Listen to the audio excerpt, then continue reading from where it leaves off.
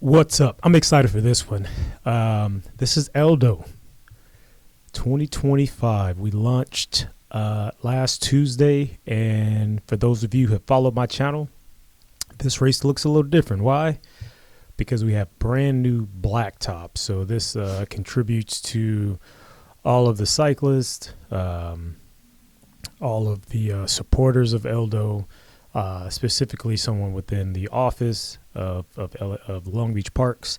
And the old saying, the squeaky wheel gets the oil. So really excited to see and be able to ride on this newly paved course. I mean, for everyone that's been out there before that race on this night, we were like kids in a candy store, just smiling from ear to ear. This section before yesterday or last week was absolutely treacherous, but we still enjoyed it. It was bike racing. So there's a full lap of Eldo, and this was a big show for the Pro One too. It didn't last long before things got crazy, and there was a group off the front. So if you look to the far right, you see that red jersey? That is Eli Watson. There's already a group of like 6 riders off the front because of Sharon did a one lap.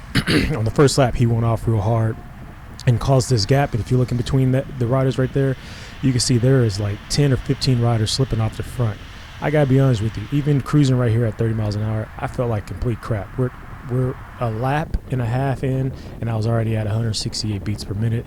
That group is gone. They're 30 seconds up the road, and now it's time for me to start taking pulls. So there it was. That was chop number 1 coming up. At this point, we're at 30 seconds. I thought, you know what? If we keep rotating, we can help. We could get this managed, the group that's off the front, because maybe they start infighting and 30 seconds turn to 20 turn to 10, next thing you know they're right there. But that didn't happen. So it was just like chop after chop after chop, trying to keep it close. We had them hovering around 30 to 45 seconds for a majority of the 58-minute race I believe we raced for. By the way, we averaged almost 29 miles an hour as a chase group, and we never, ever caught them. In fact, they went up to about a minute and 10 seconds or a minute and a half at one point.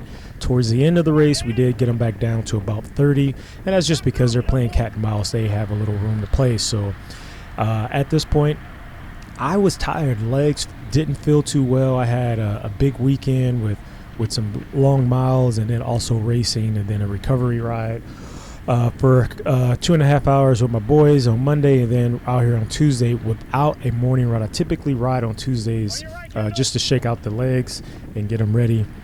But anyway, what you're seeing right here is just a Masters field. The course is pretty big, so there are 2 races going on at one time. Most fields are pretty respectful of each other when we're passing. The pro field definitely do a lot of the passing, so the other groups are used to it. But this was a long chop, and if you look in my rear-facing camera, the group wasn't on me, so I was disappointed. That was kind of like a waste of an effort. So I got off the gas and I sat up and got back in the field. So I actually counted all of my efforts. I did about 12 efforts with an average of about 8 seconds, some longer, some a bit shorter, but that really comes down to about taking a pull every 4 minutes. So if you calculate that, training and intervals, it's actually a really good day, even though Sharon, Justin Williams, myself, and a couple other hitters actually missed the pivotal break, and the break was stacked. They had some really, really good riders in there, so wasn't surprised that they made it and survived all the way to the finish. So this is chop number 5 into the sun. Just really, really fast. It made the course just so much fun to race, being that it's newly paved. And this corner, one of these days, I think we should switch our finish and have it come out of this corner, because this is probably the second hardest part. Is a slight uphill. If you see that flag right there at the top, and the wind's coming from the right, so you see I'm throwing everybody into the right to try to help the field actually ride on the left so they can get the draft. So if I was a a-hole, I would ride on the left and no one would get a draft. So quick question, chop number 6 coming up right here. If the wind's coming from your right, which way should you pull off? Go ahead, you can answer that below. Wind's coming from your right, which way should you pull off?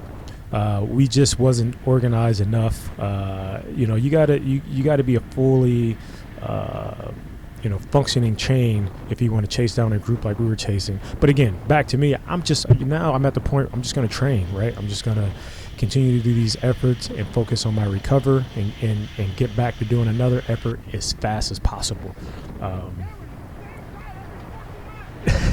So that's Justin behind me. He's a bit frustrated, and that's what happens when you miss a group, right? Like, you come out here to train. This is a race. You do have to pay. You do put on a number. You do get points, and it's frustrating when you miss it. And then when you have a group trying to chase, and there's certain riders in the group that's not organized, it does get a little frustrating. So he was just telling Cameron Bond, look, you got to pull off to the right. That's where you pull off. Stop pulling off to the left. You keep doing the same thing over and over again. So I felt the frustration in his voice.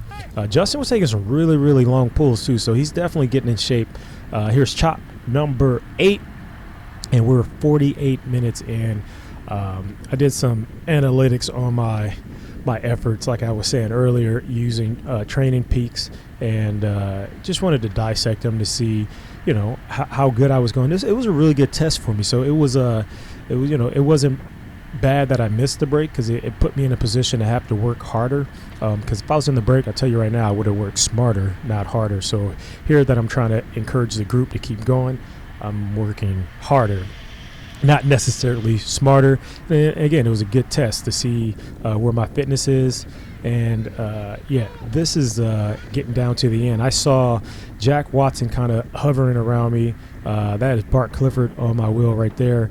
And I just, I said, you know what? I'm going to give it one last effort. In my mind, though, I thought that I could take maybe like a 60-second, 120-second pull. But then I started to move up right here. Oh, there's Jack right there. So I went past him and I told him to follow. But it was so funny. In my head, I felt like I could take this massive pull. But then towards the end, it didn't feel so good. So anyway, this is the last lap. I'm just going to take a chop to try to help Eli get to Jack get to the finish and potentially win the field sprint. And here it is.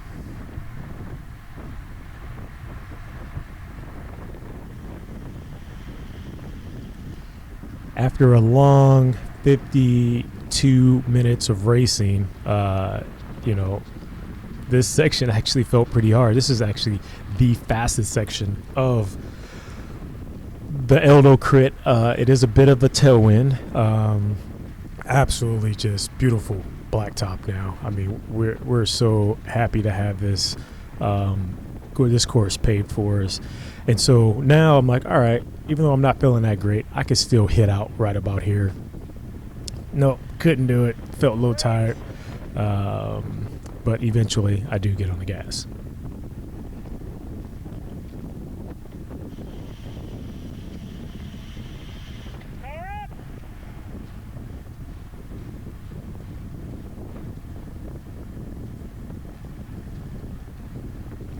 So we're going to be approaching that second to last turn number 3.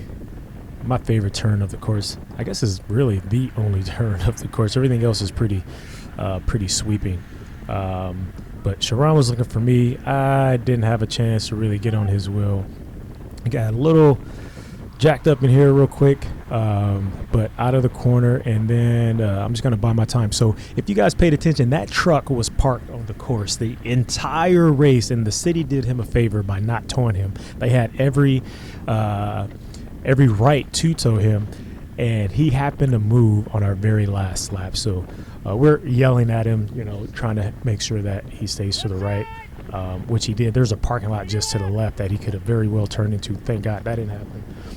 But here we go. Is my last pull.